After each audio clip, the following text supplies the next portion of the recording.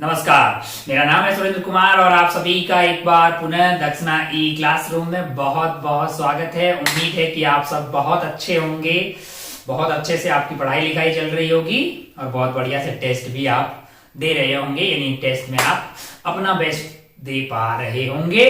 और बाकी पॉजिटिव रहिएगा, जो भी गलतियां आपसे हो रही है टेस्ट में उनको नोट करते रहिए और कोशिश कीजिए कि अगले वाले टेस्ट में उसको रिपीट ना करें और टेस्ट दर टेस्ट यानी हर टेस्ट से पीछे वाले की जो गलतियां हुई है वो इसमें मिनिमाइज करने की कोशिश करें। ठीक है, चलिए आइए खेला शुरू करते हैं। टेस्ट का पैटर्न था अपना जेई एडवांस पैटर्न के, तो 2 टेस्ट के सॉल्यूशन बनाने हैं। मैंने कहा ठीक है, पेपर 1 अपने पास है। पेपर 1 का सब पेपर 1 में फिजिक्स स्टार्ट हो रही है क्वेश्चन नंबर 21 से। तो आइए 21 से पेपर का डिस्कशन स्टार्ट करते हैं। सवाल नंबर 21 जो फिजिक्स का पहला सवाल है, आइए देखें क्या सवाल है। ये सवाल में एक फोटो बना रखा है। फोटो कैसा है, पहले फोटो बना लेते हैं। फोटो यहाँ पे एक प्लांक है, मैंने कहा बहुत बढ़िया भाई साहब, जो कि ग्राउंड के ऊपर रखा हुआ है और इसके ऊपर एक ब्लॉक रखा हुआ है। ब्लॉक का नाम बी है और ये प्लांक का नाम ए है। यहाँ पे एक रॉड है जो कि कनेक्टेड है इससे, मैंने कहा ठीक है, और रॉड की लंबाई है 5 मीटर, ये एंगल है 37 डिग्री और ये पूरा कार्यक्रम कनेक्ट है एक पुली से और पुली जो है वो यहाँ पे बंधी हुई है ना। और ये एक स्मूथ सरफेस पे रखा हुआ है। क्या? हाँ, ये एक स्मूथ सरफेस पे रखा हुआ है जिसमें ये जो है वो 3 मीटर पर सेकेंड की रफ्तार से इधर की तरफ जा रहा है। अगर ये वाला ब्लॉक 3 मीटर पर सेकेंड की रफ्तार से जा रहा है तो अलोंग द धागा इसकी रफ्तार 3 मीटर पर सेकेंड, यानी कि ये वाला भी इधर की तरफ 3 मीटर पर सेकेंड की रफ्तार से जा रहा होगा। इसमें कोई दोहराई वाली बात नहीं। आइए देखते हैं पूछा क्या गया है। The angular velocity of rod in radian per second when the rod makes angle 37 degree, यानी इस पर्टिकुलर इंस्टेंट पे इसकी एंगुलर वेलोसिटी क्या होगी। अगर आप ध्यान से देखें तो जैसे जैसे ये इधर जाएगा रॉड ऐसे मूव करती रहेगी, है ना, और ये इधर भी मूव करती रहेगी। तो ये ऐसा है कि ये वाला पॉइंट जो होगा वो ऐसा नहीं है कि सिर्फ ग्राउंड के रेस्पेक्ट में ऐसे आ रहा होगा, वो ग्राउंड के रेस्पेक्ट में आगे भी जा रहा होगा और ऐसे आ रहा होगा। लेकिन अगर मैं यहाँ पे चीटा बन के बैठ जाऊं, अगर मैं इसके ऊपर चीटा बन के बैठ जाऊं तो मुझे क्या लगेगा, ये वाले ब्लॉक की रफ्तार क्या होगी, मैं अपनी 3 मीटर पर सेकेंड की रफ्तार को इसको उल्टा करके दूंगा तो ये जो बी वाला ब्लॉक है, यानी अगर आप ध्यान से देखें तो आपका रॉड जो है वो ऐसा हो जाएगा। कैसा है? ये एंगल है आपका 37 डिग्री, ये एंगल है 37 डिग्री, ये है 5 मीटर और ये कनेक्टेड है यहाँ पे एक ब्लॉक से। और इस ब्लॉक की रफ्तार जो है, इस ब्लॉक की रफ्तार अगर अपन कहां बैठ जाएं, यहां बैठ जाएं, तो हमारे लिए ये ब्लॉक की इस डायरेक्शन में रफ्तार हो जाएगी 6 मीटर। बी वाला ये ब्लॉक है, 6 मीटर पर सेकेंड की रफ्तार हो जाएगी। मैंने कहा अच्छा भाई साहब, बहुत बढ़िया, बहुत ही खूबसूरत। हो अब अगर आप ध्यान से देखें, माना कि ये ओमेगा से घूम रहा है, माना कि ये क्या घूम रहा है, ओमेगा से घूम रहा है, तो ये जो पॉइंट ऑफ कॉन्टेक्ट है इन दोनों का, ये वाला जो सर्कुलर कर रहा होगा हमारे इस पॉइंट के रिस्पेक्ट में, इसकी रफ्तार होगी ओमेगा इंटू आर है। अगर आप ध्यान से देखें, ये एंगल 37 डिग्री है, ये 53 हो जाएगा, ये एंगल 37 डिग्री आ जाएगा, ये वाला क्या आ जाएगा 37 डिग्री। अब अगर आप ध्यान से देखें तो जो रॉड पे बिंदु है उसकी रफ्तार ओमेगा आर इधर आ रही है और जो ब्लॉक है वो 6 से उधर जा रहा है। हमें पता है कि अगर अपन वेज कंस्टेंट यूज करें तो यहां पे मैंने नॉर्मल डाल दिया है। क्या डाल दिया है? नॉर्मल डाल दिया को कॉमन सरफेस पे। इसके अलोंग दोनों की रफ्तार सेम होनी चाहिए कि नहीं होनी चाहिए? होनी चाहिए। तो इस ओमेगा आर का उधर वाला कंपोनेंट क्या हो जाएगा, omega r sine 37 degree must be equal to 6 ना। हाँ, इसका हर बिंदु कैसे जा रहा होगा, इधर 6 मीटर पर सेकेंड की रफ्तार से। ओमेगा हमें पता करना है, आर की वैल्यू 5 है, साइन 37 डिग्री होता है 3/5, दैट इज इक्वल टू 6। तो 5 ने 5 की बत्तियां गुल कर दी, ओमेगा आ रहा है 2 radian per second, 2 radian per second. कोई ऑप्शन में दिखाई दे रहा है क्या? नहीं, ये इंटीजर टाइप का सिंगल डिजिट इंटीजर था, तो आपका आंसर हो जाएगा 2, है ना। टिक करके आप इसको मतलब फिल करके आगे बढ़ सकते थे। तो थोड़ा सा मतलब बहुत ज्यादा टफ सवाल इसको नहीं बोल सकते हैं अपन, हाँ मॉडरेट लेवल का सवाल था। बाकी आपको ओमेगा निकालना आता है। अगर आपको याद हो, सर्कुलर में हमने बातें की थी, omega is basically V perpendicular relative divided by बीच का दूरी, V perpendicular relative divided by बीच का दूरी, बीच का दूरी यहाँ पे ये है ना। और फिर आप ओमेगा इंटू आर से परपेंडिकुलर वाली रफ्तार निकाल दी रॉड की, और रॉड के इस पॉइंट के इधर वाला component must must be equal to this, क्योंकि इन दोनों को कांटेक्ट में रहना है। तो हमने यहाँ पे वेज कंस्ट्रेंट की बातें यहाँ पे की है। चलिए भाई साहब, तो ये सवाल था पहला वाला जो हमारा हो गया है। आगे बढ़ते हैं अपन सवाल नंबर 22 पे। सवाल नंबर 22 जो फिजिक्स का सेकंड सवाल है पेपर 1 का, पेपर 1 के फिजिक्स का सेकंड सवाल। आइए देखते हैं क्या बोल रहा है ये वाला सवाल। सवाल नंबर 22, सवाल नंबर 22 में दो ब्लॉक दिए हुए हैं। आइए देखते हैं क्या है ये सवाल। सवाल ऐसा है कि एक 6 kg का ब्लॉक है। क्या है? 6 kg का ये ब्लॉक जिससे एक स्प्रिंग कनेक्ट है। मैंने कहा अच्छा, ओ हो, और यहाँ एक और स्प्रिंग कनेक्ट है और यहाँ पे एक ब्लॉक है। ये ब्लॉक है आपका 3 kg का। कैसा है? 3 kg का। ये क्या है? मैंने कहा ये 6 kg का है। बहुत बढ़िया भाई साहब, ये इधर की तरफ जा रहा है 0.5 मीटर पर सेकेंड की रफ्तार से, और ये वाला ब्लॉक जो है वो इधर की तरफ आ रहा है 1.5 मीटर पर सेकेंड की रफ्तार से। के की वैल्यू आपको दी हुई है 2500, दोनों के लिए के सेम है, और के की वैल्यू है 2500 न्यूटन मीटर। क्या है? 2500 न्यूटन पर मीटर। मैंने कहा अच्छा भाई साहब, बहुत बढ़िया, बहुत शानदार। हो आपसे पूछा है find the maximum compression in each spring, है ना? हर एक स्प्रिंग में मैक्सिमम कंप्रेशन क्या होगा? अच्छा भाई साहब, बहुत बढ़िया, बहुत शानदार। ओ हो, अगर आपको याद हो तो मैं कुछ बात आपको याद दिलाना चाहता हूं। कौन सी वाली? आप बोलो तो पूरा ही बदलता हूं, क्योंकि हो सकता है एक दो सवाल में और काम आए। हमने कहां पढ़ा था उसको? रिजिड बॉडी टाइम नहीं, सिस्टम ऑफ पार्टिकल में। किसमें? सिस्टम ऑफ पार्टिकल में हमने एक सवाल किए थे, पूरी पीएचडी ऑन स्प्रिंग ब्लॉक। ये वाले कॉम्बिनेशन पे खूब पीएचडी की थी, अगर आपको याद हो। मैं बोल दूं कि इसकी रफ्तार v1 है या v है या v1 है, और इसकी रफ्तार v2 है। क्या है? v2 है। मैं आसानी के लिए v2 को 0 ले रहा हूं। स्प्रिंग अभी नेचुरल लेंथ में है, स्प्रिंग कांस्टेंट k है। आपसे पूछा जाता था कि मैक्सिमम कंप्रेशन बताएं। एक तो आप ग्राउंड की फ्रेम में कर लेते थे, और एक आप सेंटर ऑफ मास की फ्रेम में कर लेते थे। आओ सेंटर ऑफ मास की फ्रेम में करते हैं, दोबारा रिवाइज करवा देते हैं। अगर आप ध्यान से देखें तो सेंटर ऑफ मास की रफ्तार इधर से आएगी ऐसे। VCOM की बात करेंगे तो वो जाएगा m1v1 plus m2 into v2, जो कि मैंने 0 लिया आसानी के लिए, divided by m1 plus m2। अगर आप सेंटर ऑफ मास पे बैठ जाएंगे, सेंटर ऑफ मास के रेस्पेक्ट में हमारी रफ्तार क्या आएगी? मैंने कहा सेंटर ऑफ मास की रफ्तार इसको उल्टा करके देंगे, इसकी रफ्तार आ जाएगी v1 minus m1v1 divided by m1 plus m2। इसमें कोई दोहराई वाली बात नहीं है। और इसको क्या मिल जाएगा? सेंटर ऑफ मास की रफ्तार को उल्टा करके दे दिया तो m1v1 divided by m1 plus m2 है। ओ हो, अगर आप ध्यान से देखें तो ये कार्यक्रम हो गया है आपका m1v1, यहां से कट जाएगा तो क्या हो जाएगा? m2v1 divided by m1 plus m2 है। सेंटर ऑफ मास के रेस्पेक्ट में इसकी रफ्तार ये है, इसकी रफ्तार ये है। हम जानते हैं कि मैक्सिमम कंप्रेशन तब आता, वो वेज ब्लॉक वाले सवाल भी थे ना, मैक्सिमम हाइट कितनी आएगी वगैरह वगैरह, जब सेंटर ऑफ मास की फ्रेम में पूरी की पूरी काइनेटिक एनर्जी किसमें तब्दील हो जाए? पोटेंशियल एनर्जी में। तब क्या मिलता है हमें? मैक्सिमम कंप्रेशन मिलता है। तो आइए पता करते हैं सेंटर ऑफ मास की फ्रेम में कितनी काइनेटिक एनर्जी होगी। सेंटर ऑफ मास की फ्रेम में काइनेटिक एनर्जी है हाफ m1 है ना, इंटू रफ्तार क्या है? रफ्तार है आपकी m2v1 divided by m1 plus m2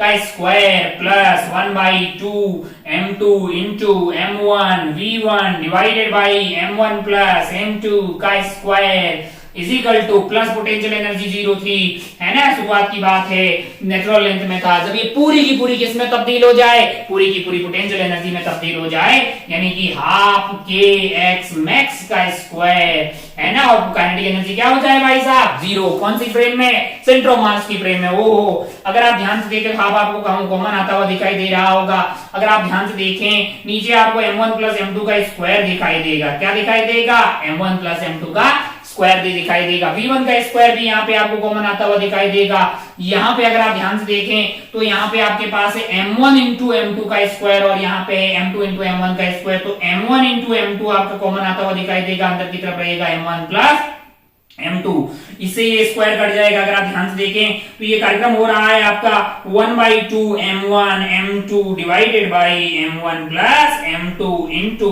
v1 का square, that is equal to half के एक्स मैक्स का स्क्वायर। क्या है?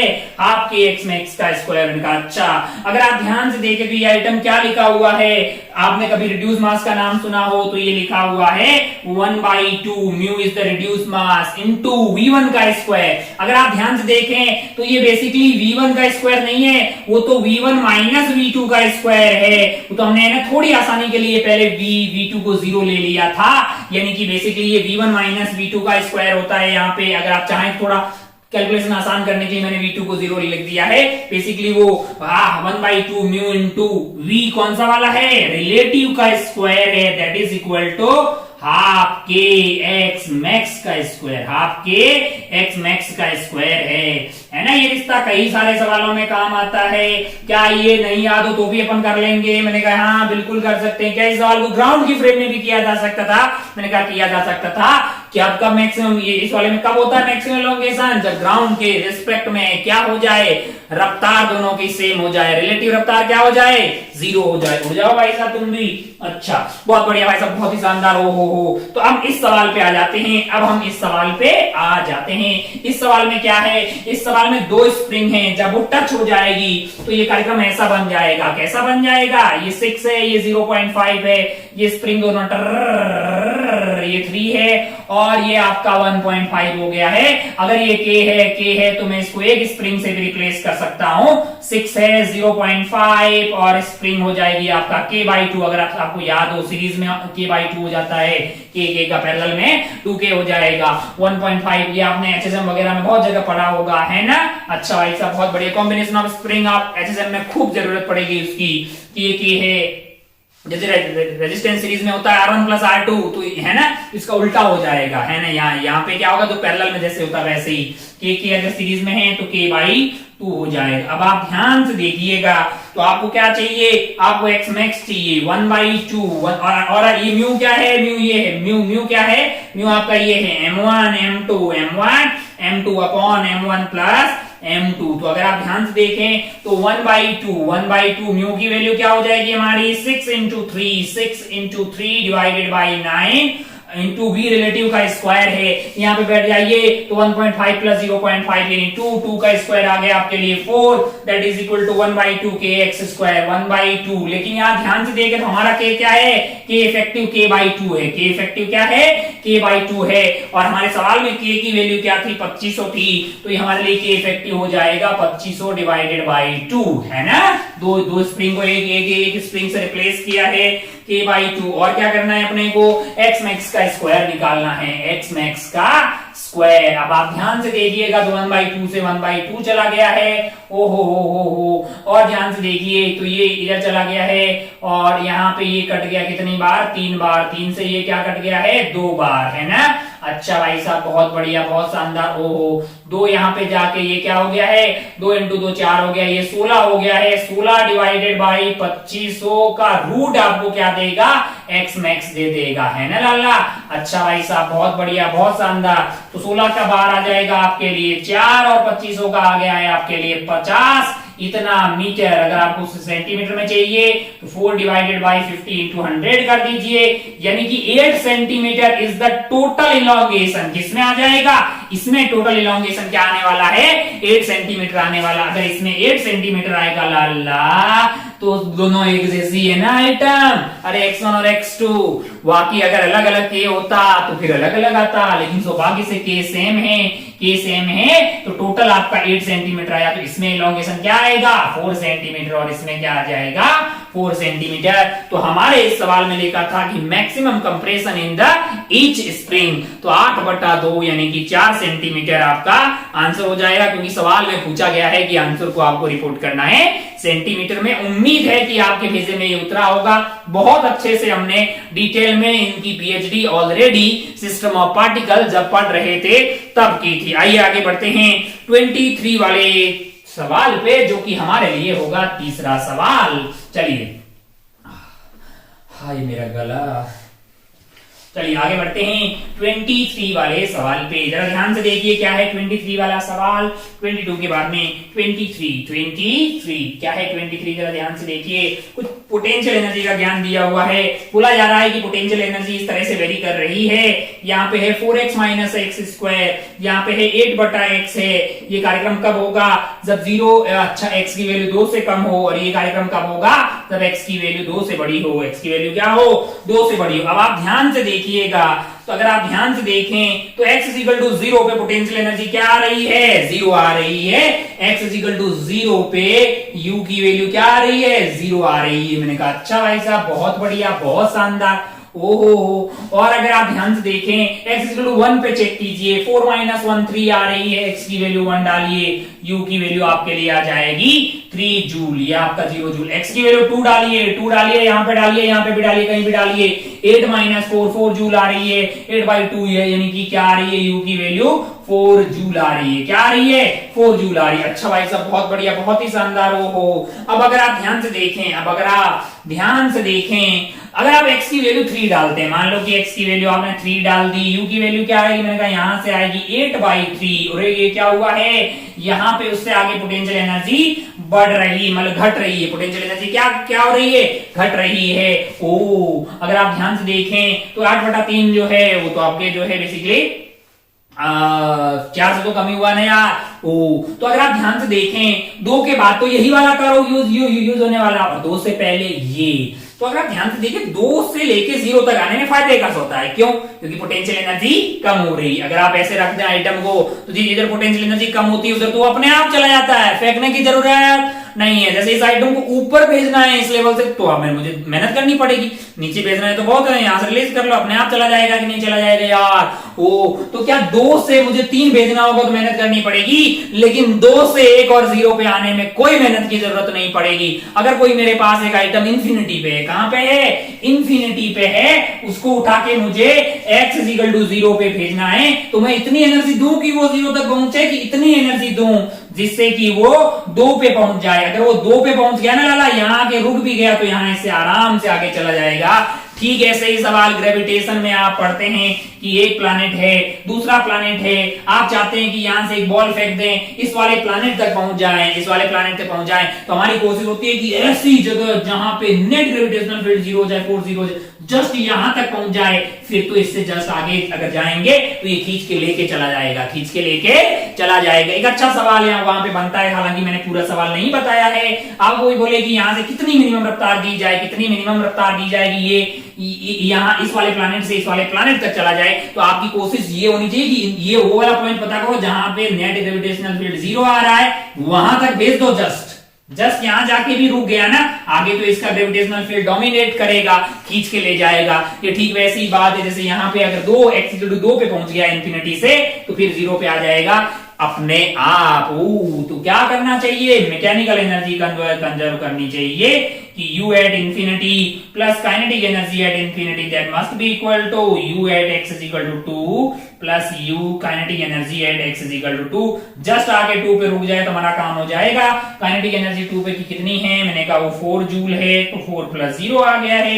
इंफिनिटी पे u 0 है, 0 आएगा क्योंकि x को इंफिनिटी डाल दीजिए, 4x ग्रेटर देन 2, तो 0 प्लस काइनेटिक एनर्जी हमारा हाफ mv स्क्वायर हो जाएगा। हमको क्या चाहिए भैया सवाल में?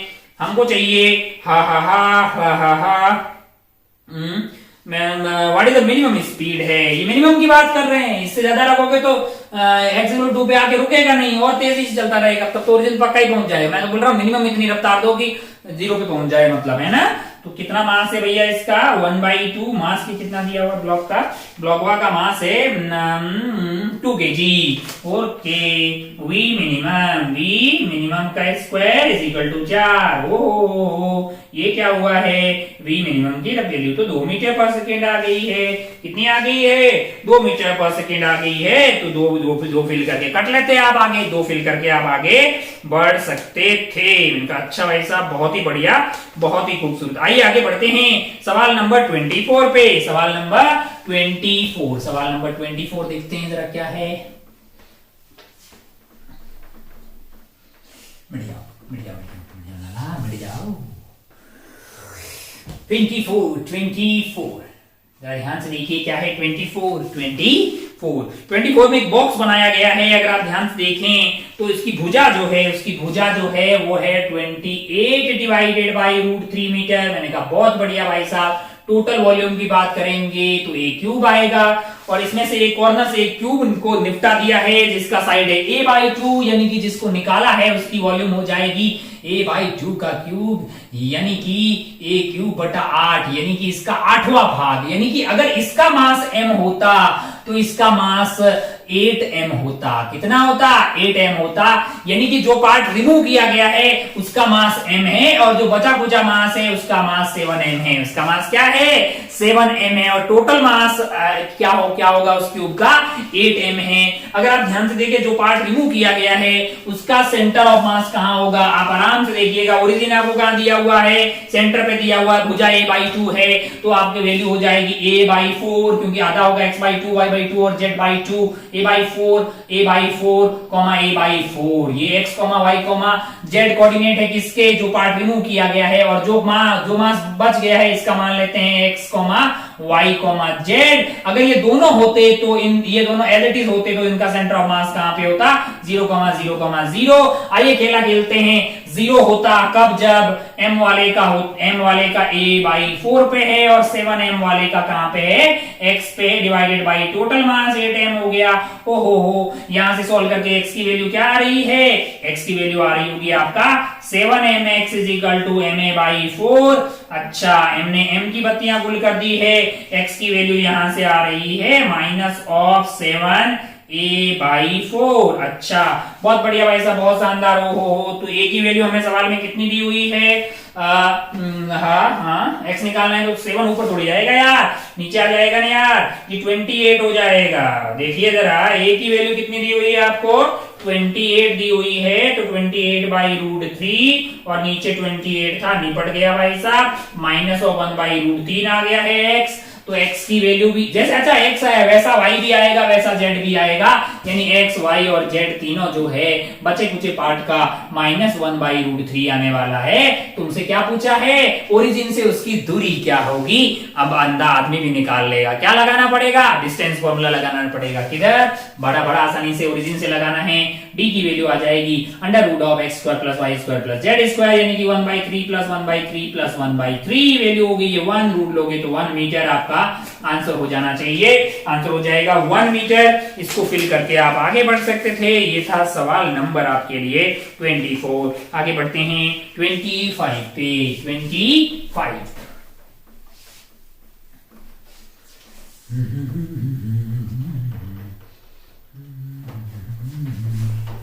24 के बाद आगे बढ़ते हैं 25 पे। क्या है 25? जरा ध्यान से देखिए। 25 क्या है? 25 में एक फोटो बना हुआ है। अच्छा, बना लेते हैं। एक एल टाइप का आइटम है इस तरह का।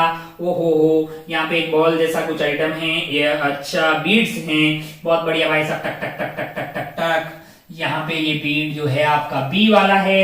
ये बीड रेस्ट पे है। ये बीड का नाम बी है और ये वाले बीड का नाम रेस्ट पे है और बीड है इसका नाम ए है। इनका बहुत बढ़िया भाई साहब। ये वाली दूरी है 8 मीटर। ये वाली दूरी क्या है?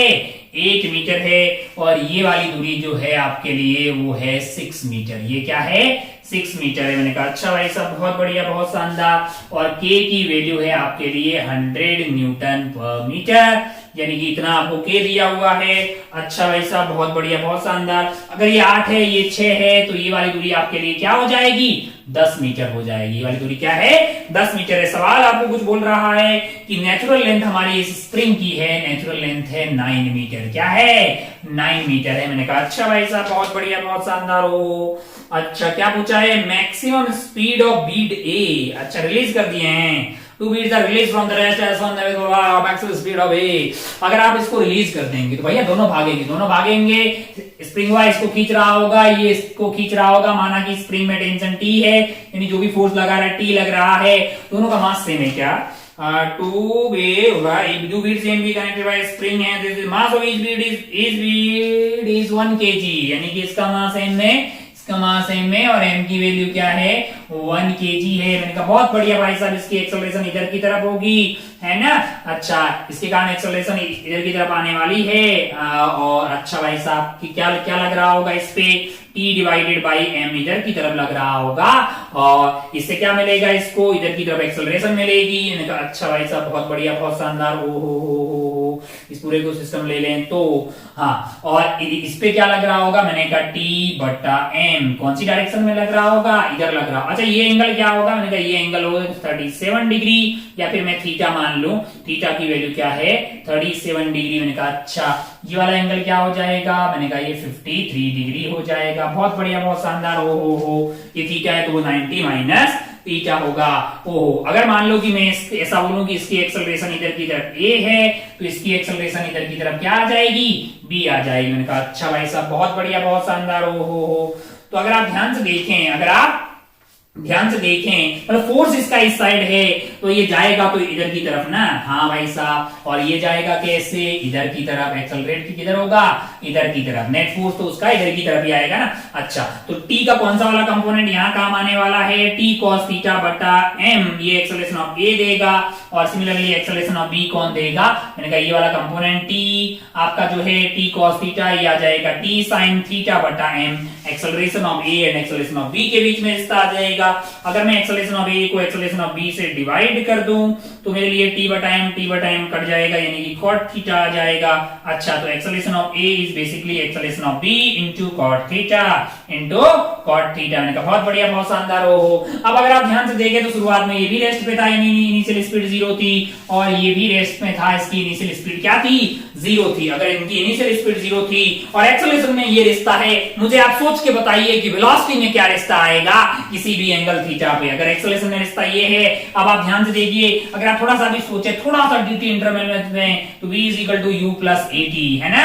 u आपका दोनों का ही 0 था, तो v भी डायरेक्टली प्रोपोर्शनल टू a ही आने वाली है, v is directly proportional to a आने वाली है। तो क्या मैं ऐसा नहीं बोल सकता कि velocity of a is equal to velocity of b into cot theta into cot theta. और इस पर्टिकुलर केस में कॉट थीटा की वैल्यू क्या हो जाएगी भाई साहब, कॉट थीटा की वैल्यू 8/4 हो जाएगी, यानी 8/6 यानी 4/3, यानी कि va is basically 4/3 time of vb।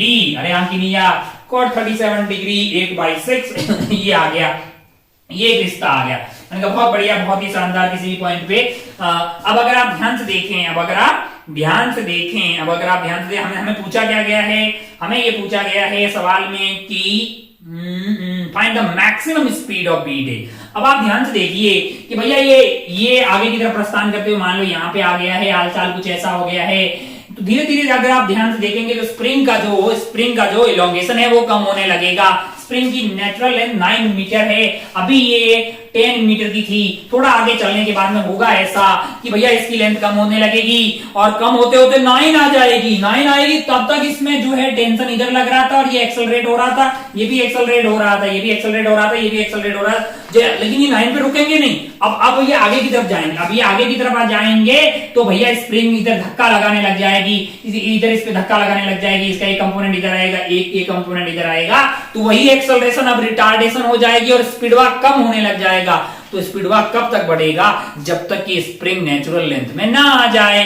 अगर अच्छा भाई साहब स्प्रिंग नेचुरल लेंथ में तब आएगी जब ये लंबाई 9 मीटर हो जाएगी, यानी स्प्रिंग की पोटेंशियल एनर्जी 0 हो जाएगी। अगर आप ध्यान से देखें तो कहीं पे फ्रिक्शन नहीं है, सिस्टम पे लग रहा है सिर्फ और सिर्फ क्या चीज, ग्रेविटी, मतलब कंजर्वेटिव फोर्स। तो अगर आप ध्यान से देखें तो यहाँ पे क्या हो रहा है, ध्यान से अगर आप देखें तो यहाँ पे आपके पास जो कम हो रहा है वो है स्प्रिंग का पोटेंशियल एनर्जी, और बाकी तो काइनेटिक एनर्जी पहले भी थी, बाद में भी थी। तो एनर्जी कंजर्वेशन लगा दीजिएगा, क्या लगाइएगा, energy conservation. Kinetic energy initial plus potential energy initial that is equal to kinetic energy final plus potential energy final है। तो पोटेंशियल एनर्जी 1/2 हाफ के एक्स स्क्वायर, के की वैल्यू सवाल में कितना दिया हुआ है 100 है, और एक्स आपका एलोंगेशन था तो 1 था, 1 का square plus that's all is equal to kinetic energy final. Kinetic energy final आपके लिए क्या हो जाएगा, काइनेटिक एनर्जी फाइनल हो जाएगी 1/2 into VA का स्क्वायर,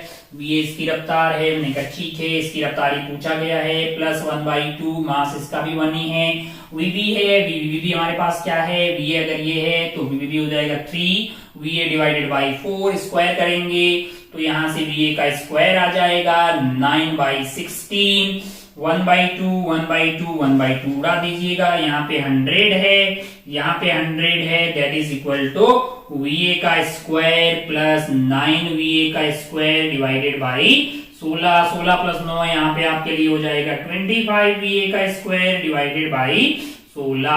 तो अगर आप ध्यान से देखें तो वी आपके लिए हो जाएगा 100 इंटू 16 डिवाइडेड बाई 25 का रूट जो कि आ जाएगा 10 इंटू 4 डिवाइडेड बाई 5 यानी कि 8 मीटर पर सेकेंड। क्या आ जाएगा आपके लिए 8 metre per second, 8 metre per second का। अच्छा भाई साहब बहुत बढ़िया, बहुत ही जानदार। अंतर आप देख लीजिए कि क्या है इसका, हमने कैलकुलेशन तो ठीक ही की है 8 मीटर पर सेकेंड।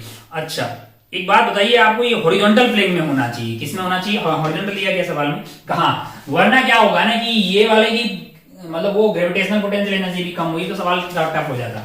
सवाल में हॉरिजॉन्टल लिखा है ना, कहा हॉरिजॉन्टल लिखा है, फिर तो ये आंसर बिल्कुल सही है, इसमें कोई दोहराई वाली बात नहीं है। ये पूरा कार्यक्रम कहां हो रहा है, हॉरिजॉन्टल प्लेन में हो रहा है। अच्छा भाई साहब बहुत बढ़िया, आगे बढ़ते हैं सवाल नंबर 26 पे। कौन से वाले सवाल पे, 26 वाले सवाल पे। ये था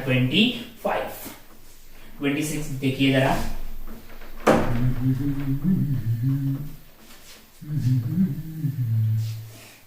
के बाद आगे बढ़ते हैं 26 वाले सवाल पे। क्या है 26 वाला सवाल, 26 जरा ध्यान से देखिए। हमारे पास यहाँ पे एक ऐसा इंक्लाइन प्लेन दिया हुआ है, इंक्लाइन प्लेन, ये एंगल है आपके लिए 37 डिग्री। यहाँ पे रखा हुआ है एक ब्लॉक जिसका नाम है ए, मास है 5 केजी, मास क्या है 5 केजी है। यहां से कार्यक्रम जा रहा है एक पुली को, और ये कनेक्टेड है एक और पुली से, और ये पूरा कार्यक्रम रखा हुआ है यहाँ पे। अच्छा, और ये कनेक्टेड है आपके लिए यहाँ से इससे, और यहाँ से बंधा हुआ है। मैंने कहा ठीक है भाई साहब बहुत बढ़िया, बहुत ही शानदार। ओहो हो, ये 8 केजी है, ये 8 केजी है, और वो वाला है 5 केजी। इनका बहुत बढ़िया भाई साहब। आपको पूछा है acceleration of B, acceleration of B यानी कि इसका एक्सेलरेशन पूछा। अच्छा ये बी है, अच्छा इसका नाम क्या है, बी है। तो मान लीजिए इसका कुछ एक्सेलरेशन, मान लीजिए कि मैंने इसका एक्सेलरेशन कुछ मान लिया है, मान लिया इसका नाम बी है तो एक्सेलरेशन भी बी मान लेते हैं। और अगर आप थीटा बन के इसके ऊपर बैठ जाएंगे तो ये इधर की तरफ जाएगा, इसका एक्सेलरेशन इसकी रिलेटिव ए मान लेते हैं। बाकी इसमें लग रहा होगा यहाँ पे tension tension tension tension tension, है ना।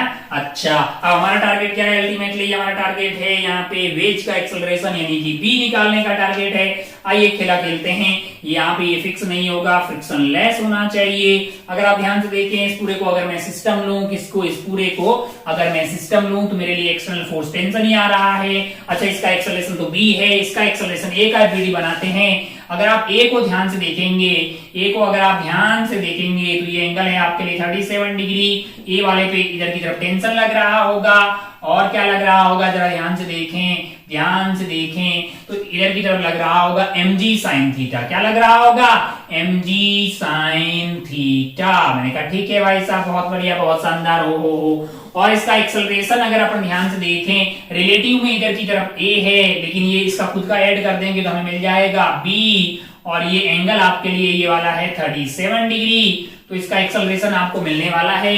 क्या एक्सेलरेशन मिलने वाला है जरा ध्यान से देखें। ध्यान से अगर आप देखेंगे तो आप ये पाएंगे भाई साहब कि इसके दो कंपोनेंट कर दीजिए, यानी एक्सेलरेशन इस डायरेक्शन की बात करूं तो b माइनस ये क्या आ जाएगा 4a/5, b माइनस 4a/5 ये हो गया इस डायरेक्शन में। और इस डायरेक्शन में वैसे भी आपका आ जाएगा 3a/5। ये अपन ग्राउंड के रेस्पेक्ट में बातें कर रहे हैं। तो अगर इस पूरे को सिस्टम ले ले तो एक्शन फोर्स अपने पास T आ रहा है, that is equal to mass into acceleration.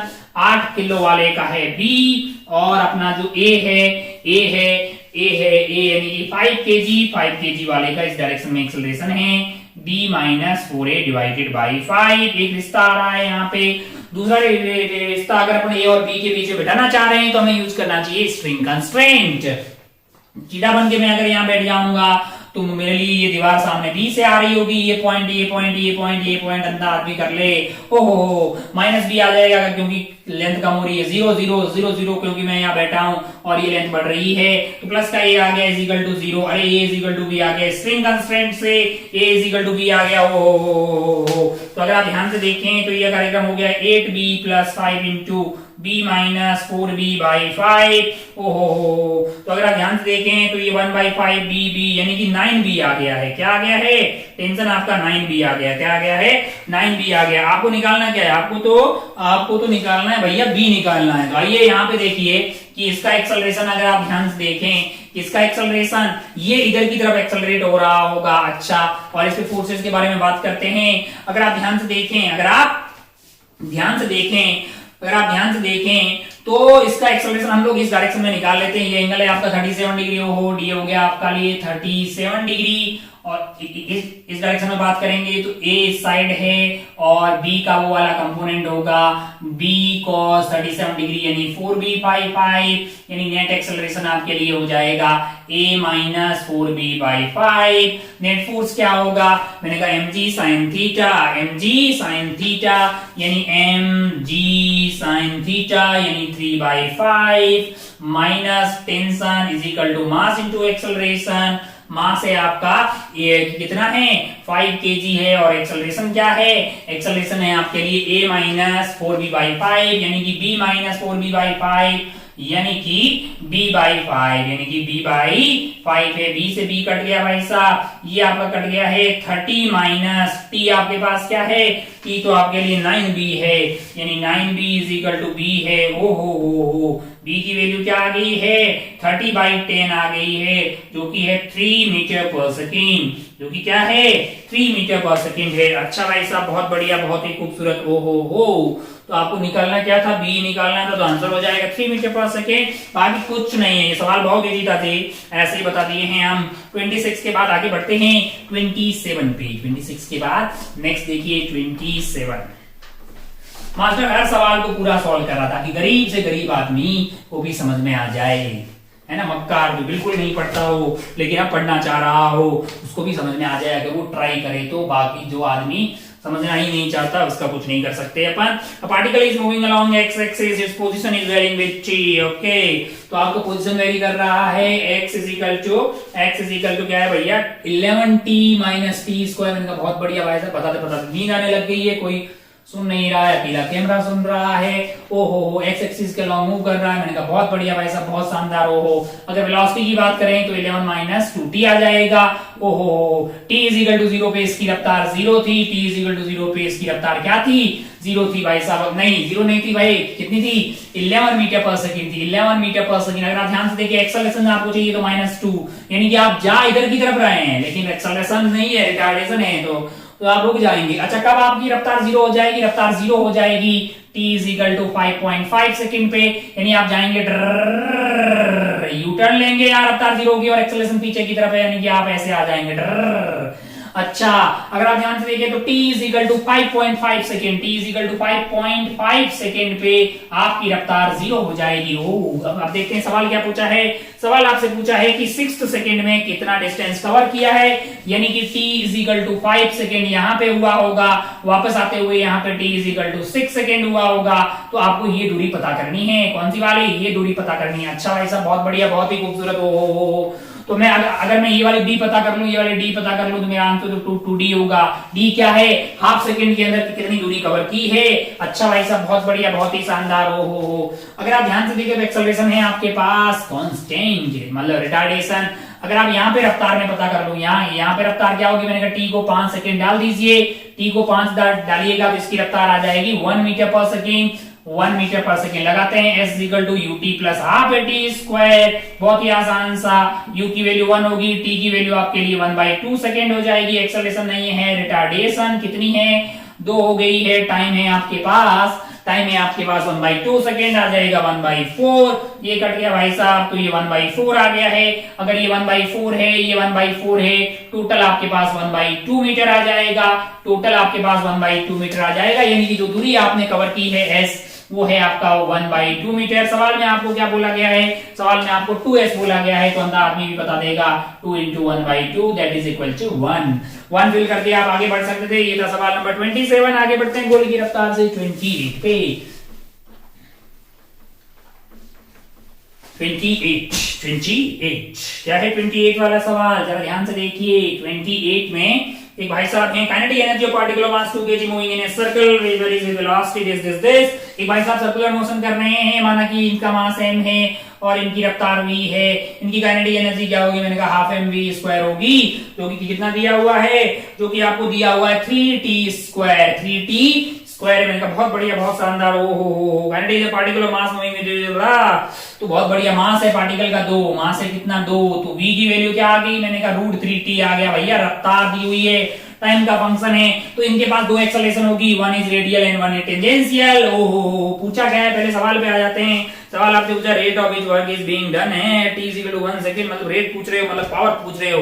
Power मतलब F.V मतलब फोर्स और वेलोसिटी के बीच का एंगल 90 हुआ तो पावर 0 होगी। मैंने कहा ये वाले फोर्स में मेरा कोई इंटरेस्ट ही नहीं है, ये तो 90 डिग्री पे होगा। अरे भैया जो रेडियल एक्सेलरेशन दे रहा होगा, मेरा इंटरेस्ट है इस डायरेक्शन वाले फोर्स में, यानी टेंजेंशियल वाले फोर्स में, जो कि होगा मास इनटू एक्सेलरेशन at की वैल्यू क्या होगी, मैंने कहा वो तो भैया dv/dt हो जाएगी। इसको डिफरेंशिएट करेंगे तो √3 आ गया है। क्या आ गया है, √3 आ गया। मास की वैल्यू क्या है भैया, मास की वैल्यू 2 kg है, यानी कि फोर्स आपका आ गया है फोर्स F.V। अगर आपको करना है F.V तो क्या मिल जाएगा, पावर मिल जाएगी, यानी कि पावर इज बेसिकली मैग्नीट्यूड की अगर मैं बात करूं, मतलब मैग्नीट्यूड आएगा क्या, स्केलर क्वांटिटी है। अगर आप ध्यान से देखें तो FV cos थीटा की वैल्यू 1 हो गई है, F की वैल्यू हो जाएगी आपका F टेंजेंशियल, जो कि हो जाएगा मास इनटू एक्सेलरेशन। मास की वैल्यू 2 है, एक्सेलरेशन √3 है। रफ्तार t = 1 सेकंड पे, t = 1 सेकंड आप डालिएगा तो √3 आ जाएगी। √3 × √3 3 हो गया, 3 × 2 6 हो गया भाई साहब। 6 जूल पर सेकेंड, 6 वाट का पावर आएगा, 6 वाट का पावर आएगा। 6 को फिल करिए और आगे बढ़ सकते थे आप। सवाल था 28, आगे बढ़ते हैं 29 वाले सवाल पे। 28 के बाद आगे बढ़ते हैं 29 वाले सवाल पे। रद्दी सवाल था भाई साहब, कर सकते हैं आप, कोई बहुत ज्यादा टफ चीज नहीं है। आगे बढ़ते हैं 29 वाले सवाल पे। क्या बोल रहा है 29 वाला सवाल, ऐसा आइटम बनाया हुआ है। कैसा आइटम है, ऐसा आइटम बनाया हुआ है और यहाँ पे पहिए लगे हुए हैं, बहुत बढ़िया भाई साहब, बहुत शानदार। ओहो ये वाली दूरी आपको क्या दी हुई है, 10 मीटर दी हुई है। ऐसे खूब सवाल हमने किए हैं। ओहो 2 किलो का है, बहुत शानदार भाई साहब। यहाँ से आइटम को रिलीज किया है, बहुत ही बढ़िया आइटम ऐसा नहीं है, ऐसा है। कितने किलो का है, 3 kg का है। ओहो बहुत बढ़िया। लोएस्ट पॉइंट पे आ जाएंगे, 3 kg वाले का डिस्प्लेसमेंट क्या होगा, बहुत शानदार। अगर आप ध्यान से देखें तो ये है सिस्टम ऑफ पार्टिकल का सवाल, जिसमें हॉरिजॉन्टल डायरेक्शन में सेंटर ऑफ मास मूव नहीं करेगा, क्योंकि इनिशियल रफ्तार क्या थी 0 m1 delta x1 m2 delta x2।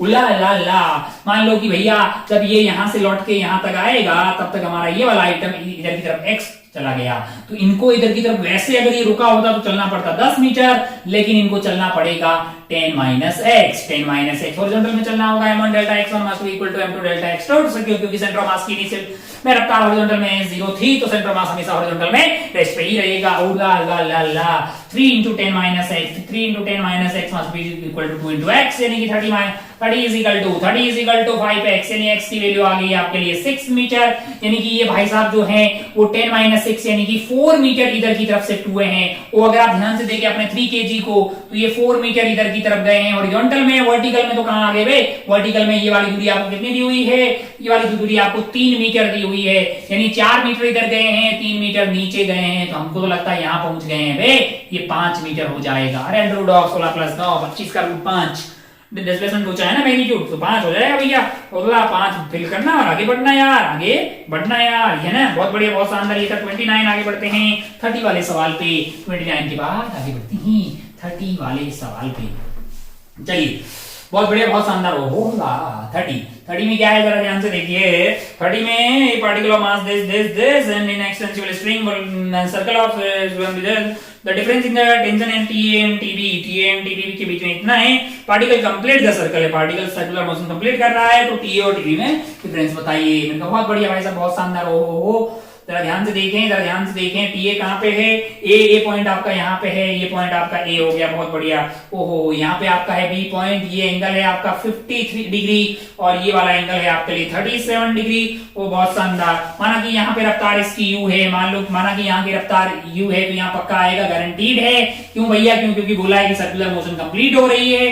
क्या अपन वी और यू में आपस में रिश्ता निकाल सकते हैं? मैंने कहा किया जा सकता है यार, थोड़ा सोच के बताइए ना, खुद से कर लोगे क्या?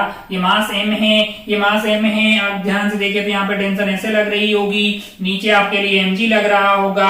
और अगर आप ध्यान से देखेंगे तो आप माना कि ये लेंथ l है, तो आपके लिए mu² बटा l की वैल्यू इधर आ जाएगी। अरे यहाँ की नहीं यार, ओहो, ये एंगल 37 डिग्री है, तो ये वाला एंगल भी आपके लिए क्या आ जाएगा? 37 डिग्री। ये बिंदु का नाम a है, ये बिंदु का नाम a है, तो टेंशन एट a की वैल्यू क्या हो जाएगी आपके लिए? mu² बटा l प्लस क्या आ जाएगा?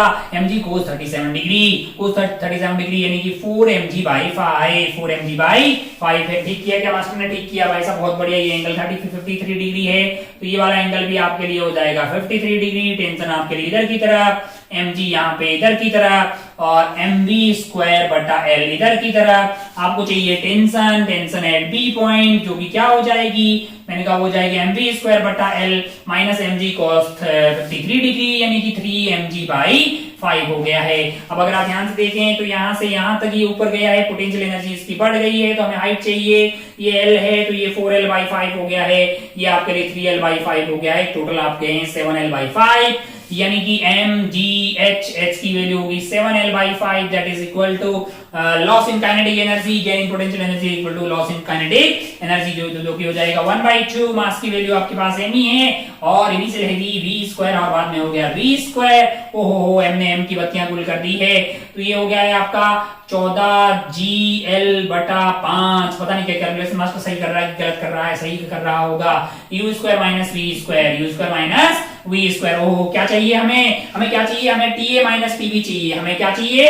TA माइनस TB चाहिए, TA माइनस TB चाहिए ना लल्ला। ओहो, तो mu² बटा l माइनस अपने को क्या चाहिए? mv² बटा l है, और v, अच्छा तो m बटा l आपके लिए कॉमन आ जाएगा, m बटा l कॉमन आ जाएगा। u² माइनस v² अगर आप करेंगे, है ना, तो u² माइनस m बटा l है, u² माइनस v²। मैंने कहा अच्छा, और आपके पास आ जाएगा 4mg by 5 plus 7mg by 3mg by 5, ये आपका हो जाएगा 7mg बाई 5। ओले, m बट्टा l, u² माइनस इसकी वैल्यू अपने पास पड़ी है, कितनी है? 14gl बाई 5 प्लस आपके लिए है 7mg बाई 5। इसमें तेरा घाटा मेरा कुछ नहीं जाता। ये हो गया है आपका 17 और 14 और 7 हो गए आपके लिए 21 mg। ये हो गया भाई साहब 21 mg डिवाइडेड बाई 5। क्या चाहिए लाला तेरे को? तेरे को क्या चाहिए? तेरे को m दिया हुआ है ना, तेरे को m दिया हुआ है। ओ हो, तो m की वैल्यू डाल देना यार।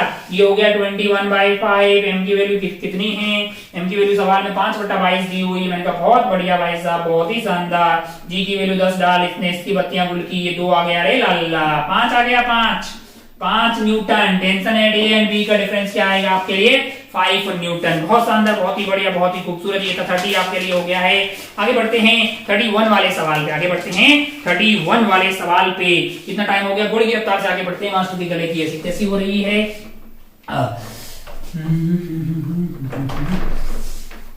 चलिए 30 के बाद में आगे बढ़ते हैं 31। थोड़ा साफ हो जाओ अच्छे से यार।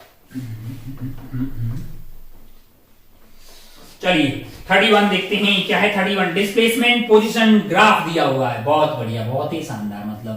मतलब क्या, किस तरह के सवाल है? मल्टीपल करेक्ट वाले हैं। बनाओ, फोटो बनाओ लाला। ऐसे ऐसे, कितना शुक्ला बना है, फास्ट यार।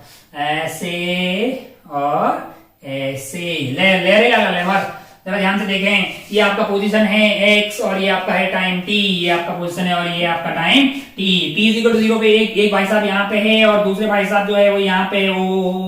अगर आप ध्यान से देखें, आपको ये कमेंट करना है कि पोजीशन के बीच में क्या क्या होगा। अच्छा, थोड़ी देर बाद में टाइम ये भाई साहब यहाँ पे ये दूर जा रहे हैं, ये यहाँ पे ये दूर गए, बीच की दूरी बढ़ रही है। ओ हो, पहले बढ़ रही है कब तक की, यहाँ तक। फिर उसके बाद मैंने कहा ये यहाँ पे कम होने लगी, कम मिल गए। फिर बड़ी मैक्सिमम घड़ी मिल गए, बड़ी कमेंट करते हैं।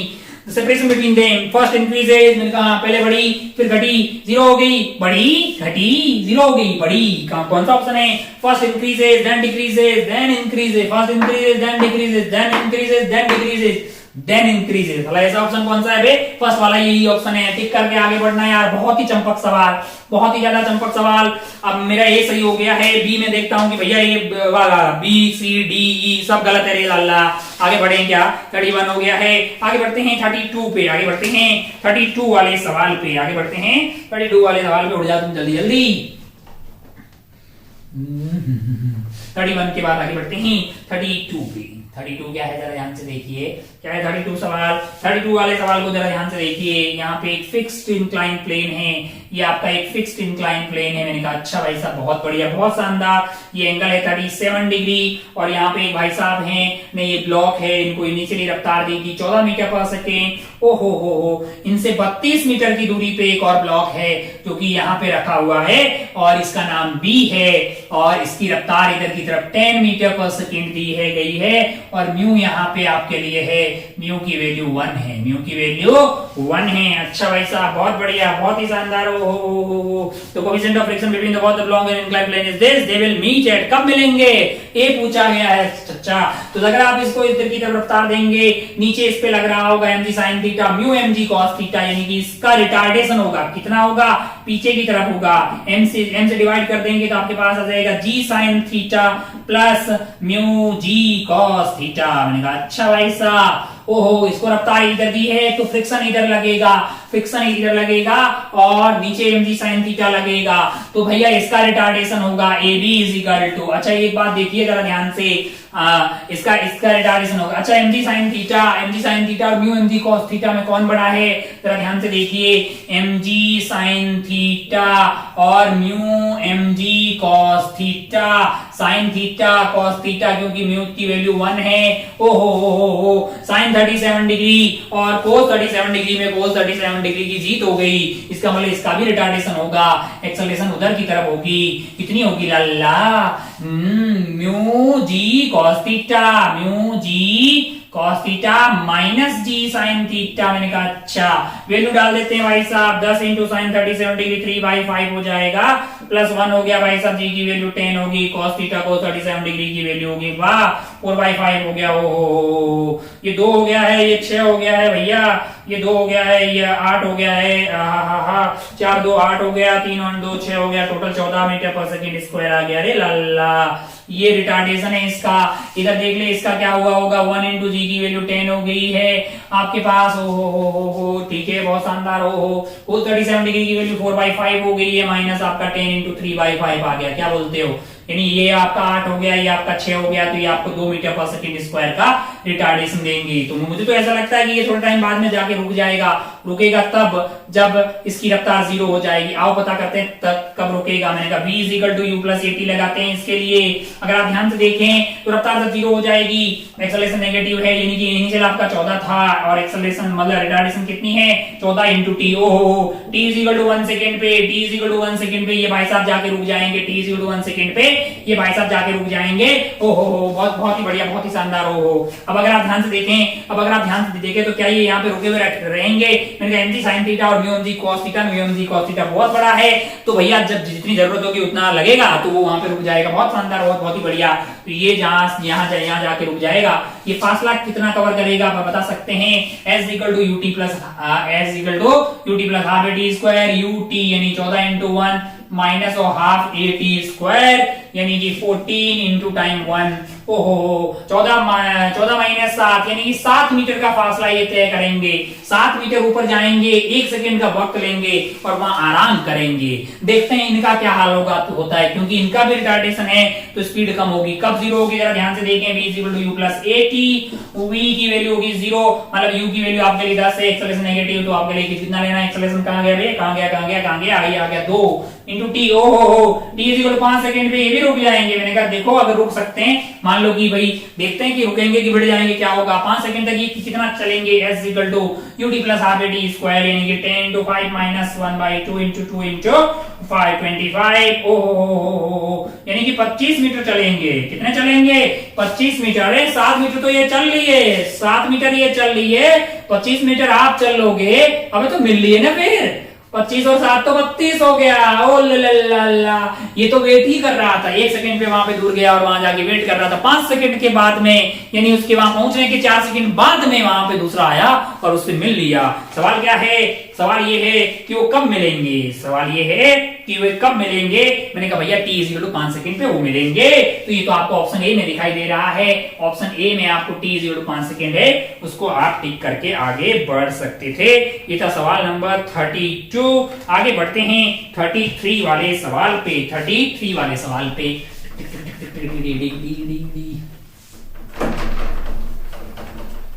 मेरा दिल भी कितना पागल है कि काम की बात करते हैं। 33 पोटेंशियल एनर्जी का एक फंक्शन दिया हुआ, मैंने कहा बहुत बढ़िया भाई साहब, पोटेंशियल एनर्जी आपको दी हुई 3x प्लस 4y और आपसे क्या पूछा है, आपसे पूछा है पार्टिकल वाई या पार्टिकल कहाँ है 4,3 पे है, देन कमेंट कीजिए पार्टिकल जी कहाँ है। मैंने कहा यहाँ देख लीजिए भैया, ये y एक्सिस है आपका और ये आपका है x एक्सिस और पार्टिकल है यहाँ पे 4,3 पे, यानी कि ये वाली दूरी 4 मीटर है और ये वाली दूरी 3 मीटर है। ओहो अच्छा, इसके ऊपर फोर्स लगेगा, ये निकालना मेरे लिए कोई टफ चीज नहीं है। F x is equal to minus of d u by d x होता है, यानी मैंने डिफरेंशिएट किया तो मेरे लिए आ गया -3 न्यूटन का फोर्स एक्स में लगेगा, वाई में सिमिलरली डिफरेंशिएट करोगे तो -4 आ गया। इसका मतलब उधर एक पॉजिटिव ही है, इसके ऊपर फोर्स लगेगा भैया एक्स में कितना लगेगा, इधर की तरफ फोर्स लगेगा आपके लिए 3 न्यूटन और इस पे 4। मास क्या है इसका, मास बताओ, मास 1 kg। तो भैया ये आपका जो x में 3 लग रहा है 3/1 यानी कि 3 मीटर पर सेकंड स्क्वायर की एक्सेलरेशन इस साइड आएगी और इसमें 4 मीटर पर सेकंड की एक्सेलरेशन आएगी। अरे ये जरा ध्यान से देखिएगा। पार्टिकल के पास तो ओरिजिन, पार्टिकल ओरिजिन से जाएगा, पार्टिकल ओरिजिन से जाने वाला नहीं है, क्योंकि इन दोनों का रिजल्टेंट एक्सेलरेशन किधर आएगा, इधर आएगा। अच्छा जरा ध्यान से देखते हैं, अगर आप ध्यान से देखें तो ये है 3 और ये है 3 और ये है 4, ये है 3 और ये है 4, यानी कि अगर आप ध्यान से देखें ये आपका इस वाले ट्रायंगल में अगर आप ध्यान से देखें तो ये वाली दूरी आपके लिए 3 है, ये वाला 4 है। तो अगर आप ध्यान से देखें कौन सी दूरी, ये वाली 4 है, तो ये एंगल आपके लिए क्या हो जाएगा, ये आपके लिए हो जाएगा 53 डिग्री। क्या हो जाएगा 53 डिग्री, है ना भाई साहब। ओहो अच्छा भाई साहब, बहुत बढ़िया, बहुत शानदार। हो लेकिन अगर आप एक्सेलरेशन का देखें तो यहाँ पे 4 है, यहाँ पे 4 है, यहाँ पे 3 है, यानी कि रिजल्टेंट आपका ये आपका 4 आ गया है, ये आपका 4 आ गया है, ये आपका 3 है, तो ये आपका 53 आ गया, 37 डिग्री आ गया। ओ लो फिर तो पास नहीं होगा, क्योंकि 53 है, ये 37 डिग्री है, कहीं ऐसे आएगा, ये 53 डिग्री है ना, और तो ये ऐसे नहीं आएगा, टक टक टक, ओरिजिन से पास होने वाला नहीं है। आगे ऑप्शन चेक करते हैं, आगे बहुत आसान होंगे ना ऑप्शन यार। Particle does not pass through origin, मैंने कहा सही। It crosses x axis first then y axis, मैंने कहा एक्स क्रॉस करने में कितना टाइम लगेगा, मान लो t1 लगा, y को क्रॉस करने में t2 लगा। क्यों भैया, क्योंकि x में जल्दी करेगा, दूरी कम है एक्सेलरेशन ज्यादा है, इधर दूरी ज्यादा है एक्सेलरेशन कम है, तो अंधा आदमी बता देगा ये बी ऑप्शन होगा। वैसे भी particle does not pass through the origin, it crosses x axis first then y axis. मैं कहा हाँ, इधर से जाएगा भाई साहब, एक्स को पहले टाइम में यहाँ पे कट करेगा, फिर इधर की तरफ कट लेगा, वाई एक्सिस को कर लेगा। पार्टिकल पैराबोला पे पागल है, एक्सेलरेशन कांस्टेंट है ना, स्ट्रेट लाइन में गमन करेगा ना भैया, रुका हुआ पार्टिकल का एक्सेलरेशन कांस्टेंट होगा। बहुत इजी है भाई, तो बी आंसर आपका सही हो गया। आगे बढ़ ले भाई साहब, बहुत ही रद्दी सवाल, बहुत ही ज्यादा घटिया सवाल, मतलब बहुत ही आसान सवाल आपके लिए, आपको सही होना चाहिए हर हाल में इसको। 33 के बाद आगे बढ़ते हैं 34 पे। 34 ये हो गया 33 हो गया भाई साहब। 34 ध्यान से देखिए क्या है 34 में एक रेस्ट है या कंप्रेशन, दिस एक 3 केजी का ब्लॉक है, एक 3 केजी का ब्लॉक है, उसको स्प्रिंग से कनेक्ट किया गया है एक और ब्लॉक से, इसका मास है 6 केजी और ये पूरा आइटम एक स्मूथ सरफेस पे रखा हुआ है। कुछ ज्ञानबाजी की गई है कि के की वैल्यू 800 न्यूटन पर मीटर है। मैंने कहा बहुत बढ़िया भाई साहब, बहुत बहुत धन्यवाद। Spring of force constant k two block of 3 kg and 6 kg rest है, यानी रुका है। अच्छा, कंप्रेस कर दिया गया है। कितना कंप्रेस किया है भाई? एक्स जो है वो आपको 0.1 मीटर दे रहा है, कंप्रेस किया है। अच्छा, रिलीज कर दिया है। Magnitude of what is the magnitude of maximum relative velocity? मैंने कहा अभी सीख के आए हैं, मतलब हमने सीखा है ये तो हम जानते हैं यार। मैक्सिमम रिलेटिव वेलोसिटी का मैग्नीट्यूड तब आता है जब आपका पूरा जो एनर्जी है, जो मैक्सिमम कंप्रेशन वाली है, वो ये हमने सॉल्व किया भाई साहब। हमने ये पता किया है ना कि 1/2 म्यू वी रिलेटिव का square is equal to half के एक्स का स्क्वायर। अब आप यहाँ पे मैक्स रखेंगे। अब इस केस में तो जितना पहले आपने कंप्रेस किया वही ना मैक्स होगा, उसके बाद में तो कम होगा, तो आपके यहाँ पे रिलेटिव वेलोसिटी भी मैक्स आ जाएगी। ओ क्या निकालना है? 1/2 से 1/2 चला गया। म्यू की वैल्यू क्या होगी? मैंने कहा 3 × 6 डिवाइडेड बाई 9 हो गया है। वी रिलेटिव हमें निकालना है मैक्स वाला, इज इक्वल टू मैंने कहा के की वैल्यू आपको 8 है और 0.1 का स्क्वायर यानी कि 1/100 हो गया है। ये तो कट के 8 आ गया है, तो वी रिलेटिव का square is equal to 8 × 9 divided by 3 × 6 है।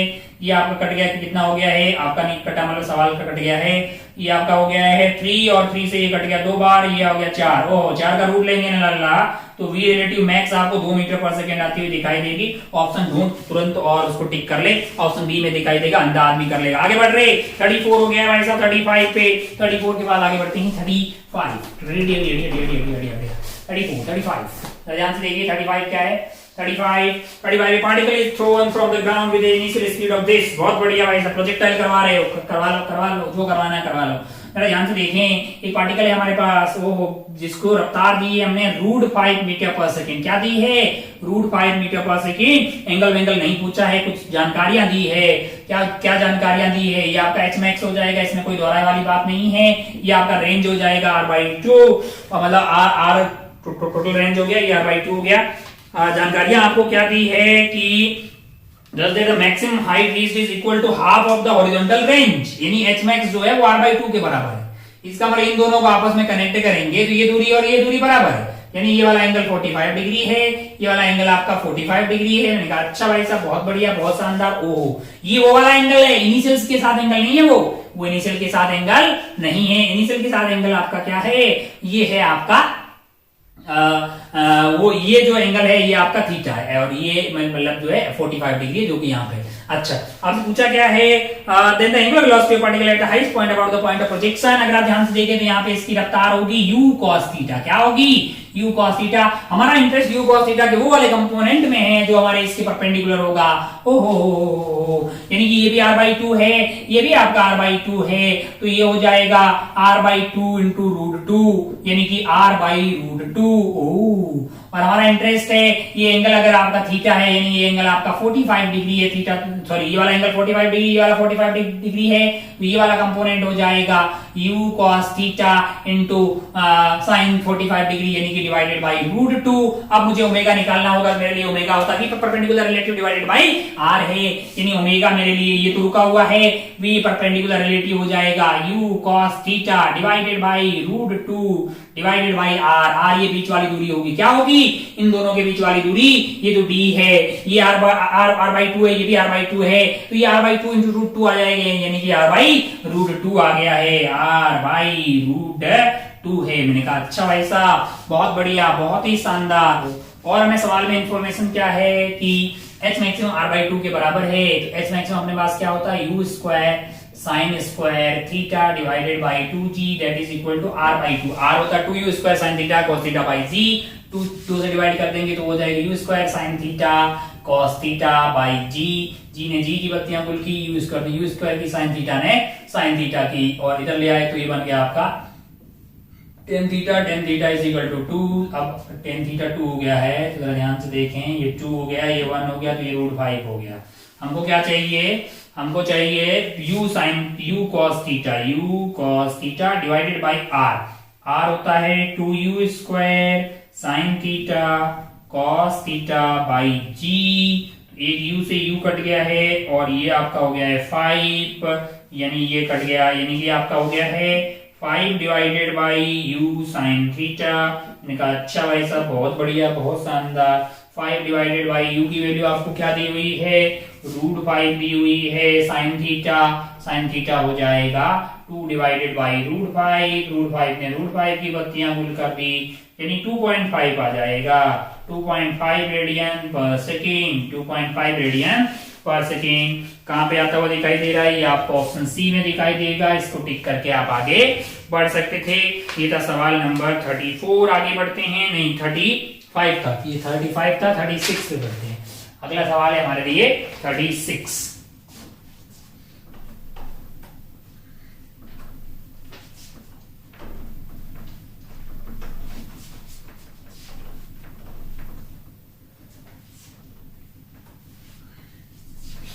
जरा ध्यान से देखिए क्या है 36 में अच्छा एक ब्लॉक वेज रखा हुआ है और एक ब्लॉक रखा हुआ है। ध्यान से देखिए, यहाँ पे एक वेज रखा हुआ है और ये एंगल है आपके लिए थीटा, और यहाँ पे एक ब्लॉक रखा हुआ है इसके ऊपर यहाँ पे एक ब्लॉक रखा हुआ है। इनका बहुत बढ़िया भाई साहब, बहुत शानदार।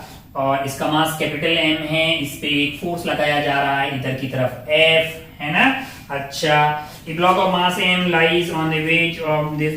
The wedge is free to move on the horizontal surface. अच्छा भाई साहब, नो रिलेटिव मोशन है, यानी इन दोनों के बीच में कोई रिलेटिव स्लाइडिंग नहीं हो रही है। मैंने कहा अच्छा भाई साहब, बहुत बढ़िया, बहुत ही शानदार। इसका मतलब इन दोनों का एक्सेलरेशन एक साथ हो रहा है, यानी दोनों इधर की तरफ एक्सेलरेट हो रहे हैं। ए से अगर आप इसका एफबीडी बनाएंगे, ब्लू पेन खिल गया है, ये रहा है, तो यहाँ पे नॉर्मल इन दोनों के बीच में ऐसे लगने वाला है, यानी इस पे नॉर्मल इधर लगेगा। ये एंगल आपका थीटा है, ये एंगल आपका थीटा है। अगर आप ध्यान से देखें तो ये एंगल 90 हो गया, ये 90 माइनस थीटा हो गया, ये एंगल थीटा हो गया। तो नॉर्मल का इधर वाला कंपोनेंट आपके लिए हो जाएगा n साइन थीटा, ये वाला कंपोनेंट हो जाएगा n cos थीटा। तो इसको कौन चला रहा है, तो इसको n साइन थीटा चला रहा है, यानी n sine theta must be equal to mass into acceleration. ये इक्वेशन आ जाएगी। दूसरा आप इसका एफबीडी बनाएं, किसका एफबीडी, ये वाले ब्लॉक का जो कि स्मॉल m मास का है। मैंने कहा हाँ, इस पे क्या लग रहा है, मैंने कहा इसमें अगर आप ध्यान से देखें तो n cos थीटा इधर लग रहा होगा, और इधर क्या लग रहा होगा, n साइन थीटा लग रहा होगा, और क्या लग रहा होगा, मैंने कहा नीचे mg लग रहा होगा, और क्या लग रहा होगा, मैंने कहा इधर की तरफ f लग रहा होगा। एक्सेलरेशन किधर है, मैंने कहा इधर की तरफ। इधर की तरफ क्या है, इक्विलिब्रियम है। कौन किसके बराबर है, n cos theta. n cos theta किसके बराबर है, mg के बराबर है। रिश्ता नंबर 2। रिश्ता नंबर 3 कहां से आएगा, f बड़ा होगा f साइन थीटा से, यानी कि f minus n sine theta must be equal to mass into acceleration. Mass into acceleration, that is equation number 3। अब आप ध्यान से देखिए तो आप इतने समझदार हैं, इक्वेशन 1, 2 एंड 3 कैसे बनाइए ये समझ गए। सॉल्व करेंगे तो इक्वेशन को आप पा लेंगे। आपको क्या चाहिए, वैल्यू ऑफ f चाहिए। जब आप इन तीनों इक्वेशन को सॉल्व करते हैं, हमारे पास वक्त की बहुत कमी है, बहुत मतलब है ना, खाने का टाइम हो गया, मास्टर भूखा है, तो सॉल्व कर रहे हैं तो f की वैल्यू जो सॉल्व करने में मिल रही है वो मैं लिख दे रहा हूँ, m divided by m, capital M plus M, मतलब C ऑप्शन टिक किया हुआ, शायद C सही आता होगा, mg tan थीटा। बाकी आप क्या करना, इन तीनों इक्वेशन को सॉल्व करना। वेरिएबल कितने हैं भैया, a है, n है और f है। सॉल्व करके f नहीं निकाल, भगवान के लिए प्लीज प्लीज प्लीज आप करेंगे तो आपको आंसर आता हुआ दिखाई देगा। ये हो गया है 36। आगे बढ़ते हैं 37 पे। 37 पे 37 जरा ध्यान से देखिए। 37 क्या है, जरा ध्यान से देखिए।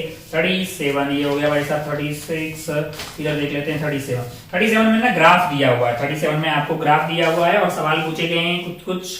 तो अगर आप ध्यान से देखें, अगर आप ध्यान से इस वाले ग्राफ को देखें ना, तो आप ऐसा पाएंगे, ग्राफ बनाना पड़ेगा क्या यार। ग्राफ कुछ ऐसा है, यहां से ये ऐसे गया और फिर क्या हो रहा है, ऐसे ऐसे, यानी कि इसकी रफ्तार 0.5, यहाँ पे आपके लिए 2 है और यहाँ आपके लिए 5 है, और ये पहले -7 पे था। फिर क्या होता है, मैंने कहा यहाँ कोलिजन स्टार्ट होता है तो रफ्तार कम होने लगती है, और कम होते होते फिर बढ़ती, फिर ये इधर हो गया है, ये B है और ये A है। ये रफ्तार अभी हो गई है आपके लिए कितनी है 6.5 है। अगर आप ध्यान से देखें, माना कि ये ए था और ये आपका बी था, तो ए की रफ्तार जो स्टार्टिंग में है, मैंने ये डायरेक्शन को पॉजिटिव मान लिया है, तो ए की रफ्तार जो थी वो 5 मीटर पर सेकेंड है, यानी ये इधर की तरफ जा रहा था 5 मीटर पर सेकेंड की रफ्तार से। बी की रफ्तार नेगेटिव है, यानी सामने की तरफ आ रहा था वो कितनी रफ्तार से 7 मीटर पर सेकेंड की रफ्तार से। दोनों में टक्कर होती है, टक्कर होने के बाद में क्या होता है जरा ध्यान से देखें, ये ए है ये बी है, टक्कर के बाद में ए की रफ्तार कम होते होते कितनी हो गई है 0.5 हो गई है, यानी 0.5 मीटर पर सेकेंड पॉजिटिव है तो मैंने उसी साइड बनाया। बी की रफ्तार भी पॉजिटिव होगी, मतलब उधर होगी, कितनी हो गई है 6.5 मीटर पर सेकेंड है। और ये जो ड्यूरेशन है, टाइम हमें दिया नहीं है, शायद उसका रोल नहीं होगा। बोल रहा है मास क्या हो, एक बात तो साफ साफ दिखाई दे रही है यहाँ पे कि लीनियर मोमेंटम कंजर्वेशन लगेगा। माना कि इसका मास m है, दोनों का मास का कुछ बोला है क्या, दोनों का मास टोटल मास 8 है, तो इसका 8 माइनस m होगा। ओ हो ये m है तो ये 8 माइनस m है। लीनियर मोमेंटम कंजर्वेशन लगाइए आप, 5 इंटू m माइनस, मतलब माइनस इस साइड के लिए यूज कर देंगे आप, 7 into 8 minus m, 7 into 8 minus m that is equal to m into 0.5 यानी m/2, 8 माइनस m into 6.5। इस इक्वेशन को सॉल्व करिए। जब आप सॉल्व कर रहे हैं तो m मास ऑफ a आ रहा है 6 kg, यानी कि m की वैल्यू अगर 6 kg आ जाएगी तो 8 माइनस m यानी कि b का जो मास है वो आपके लिए, मैंने कुछ नहीं किया है, Pi is equal to P final लगाना है, सॉल्व करना है m को। m b का कितना आ जाएगा 2 kg आ जाएगा। आपको ऑप्शन में इनकरेक्ट पूछा गया है, क्या पूछा गया है, इनकरेक्ट पूछा गया है, तो ये सब करेक्ट आ रहे हैं, टिक करके मत आ जाना।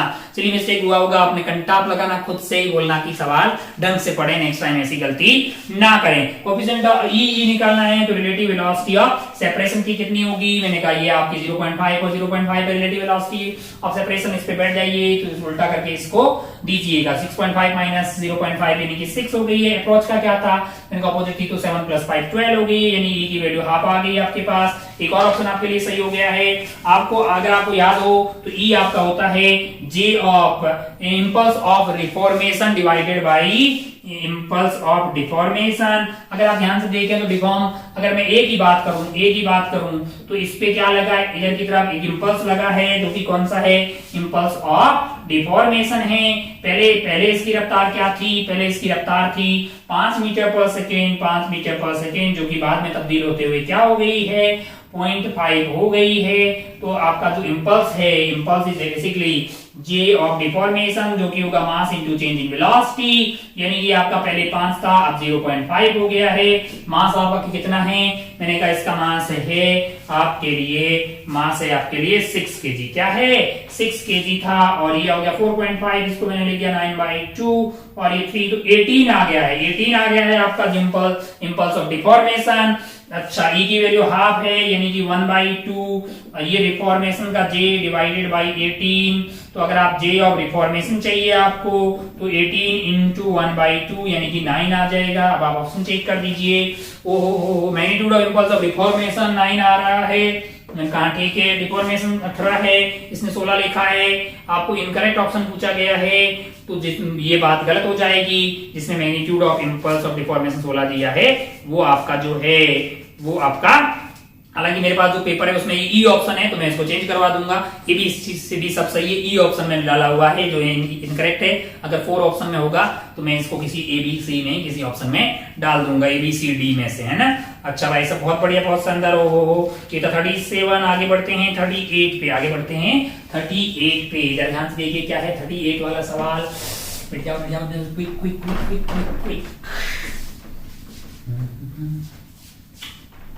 37 के बाद आगे बढ़ते हैं 38 पे। क्या है 38, जरा ध्यान से देखिए 38 जरा ध्यान से देखिए वैसा। ओ 38 में क्या है, एक ऐसा इंक्लाइन प्लेन बनाया हुआ है, ये एंगल है आपके लिए 45 डिग्री, ये एंगल है आपके लिए 45 डिग्री। यहां से क्लॉक को आपने रेस्ट पे रिलीज किया है। ओ अच्छा, बहुत बढ़िया भाई साहब। और म्यू आपका यहाँ से दूरी x है और म्यू किस तरह से वेरी कर रहा है, दिया हुआ 1/4 इंटू 1 प्लस एक्स। मैंने कहा बहुत बढ़िया भाई साहब, बहुत शानदार। ओ हो, the block will have maximum speed. मैंने कहा यहाँ से आपने रिलीज किया है तो नीचे इस पे क्या लग रहा होगा, mg sin थीटा। इधर की तरफ मैंने कहा म्यू mg cos थीटा। लेकिन जैसे जैसे म्यू बढ़ रहा होगा म्यू mg cos थीटा की वैल्यू बढ़ रही होगी। पहले ये बढ़ा होगा तो ये एक्सेलरेट हो रहा होगा। एक वक्त ऐसा आएगा जब ये mg sin theta mu mg cos theta के बराबर हो जाएगा। तब क्या होगा, तब मैंने कहा एक्सेलरेशन 0 हो जाएगी। तो यहां से यहां तक एक्सेलरेशन थी तो स्पीड बढ़ी होगी। अच्छा, तो स्पीड तब तक बढ़ती रहेगी जब तक कि mg sin थीटा किसके बराबर नहीं हो जाए, म्यू mg cos थीटा के बराबर नहीं हो जाए। ओ हो, यानी कि आपका टेन थीटा जो है वो म्यू के बराबर ना हो जाए। थीटा आपको 45 दिया है, यानी कि 1 is equal to mu. Mu की वैल्यू है 1/4, 1 प्लस एक्स है, यानी कि यहां से एक्स की वैल्यू 4 माइनस 1 यानी कि 3 मीटर। यानी कि जहां से रिलीज किया है उससे 3 मीटर नीचे आने तक इसकी स्पीड बढ़ रही होगी और वहां पे इसकी स्पीड 3 मीटर की दूरी पे मैक्सिमम होगी। तो आपको बोला है कि एक्स की वैल्यू क्या होगी, तो आपका आंसर हो जाएगा 3 मीटर, जो कि आपको ऑप्शन ए में दिखाई देगा। इसको टिक करके आप आगे बढ़ सकते थे। आइए देखते हैं 39 वाला सवाल। कितने बच गए हैं यार, 39 40 मेरे पास है 5 मिनट मैक्सिमम टाइम। इसको उड़ाते हैं, क्या क्या आ रहा है हाथ में जल्दीबाजी में, इसको उड़ाते हैं। 38 उड़ गया भाई साहब। हो 39 जरा ध्यान से देखिए। 39 एकदम रद्दी टाइप का सवाल दिखाई दे रहा है। एक आइटम को यहाँ से रिलीज कर दिया है, एक आइटम को यहाँ से रिलीज किया गया। मैंने कहा बहुत बढ़िया, बहुत शानदार। हो इसका मास m है और इसको रिलीज किया तो इनिशियल स्पीड क्या है, 0 है। मान लो कि हाइट क्या दी हुई है आपको, तो दिया है क्या सवाल में, सर्टेन हाइट है। मान लो कि इसको h मान लिया है। अब आपको क्या बनाना है, आपको इसका लीनियर मोमेंटम वर्सेस पोजीशन का कर्व बनाना है। पोजीशन आपकी ऐसी है। अच्छा भाई साहब, बहुत बढ़िया, बहुत ही शानदार। ये टप्पा खाएगा और टप्पा कैसा खा रहा है, ये इनइलास्टिक कोलिजन कर रहा है यहाँ पे। यानी ई की वैल्यू जो है समथिंग है 0 से बड़ी और 1 से कम, यानी कि वापस ये x तक नहीं जाएगा। ये यानी कि ये स्टार्टिंग करेगा h से स्टार्टिंग करेगा।